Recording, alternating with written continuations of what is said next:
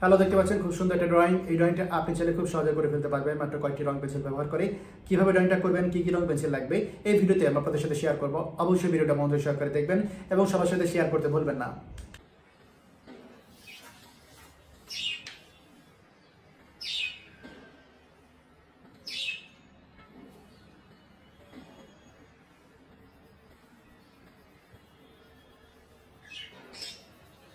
শোনো, একই ড্রয়িং এ ঠিক আছে, সবসময় একরকম আর্ট ইউজ করবা, কালার ইউজ করবা না, ঠিক আছে?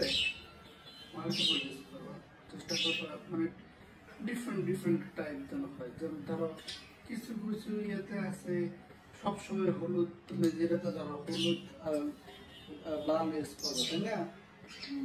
ডিফারেন্ট করবা। কোনো আমাদের যেহেতু আলাদা আলাদা ড্রয়িং হয়, সবার জন্য আলাদা আলাদা, একরকম যেন না লাগে। ক্লায়েন্ট ভাবতে পারে যে না একই রকম হয় কেন, একটাই দেয় নাকি? আসলে তো আমরা ডিফারেন্ট ডিফারেন্ট করি।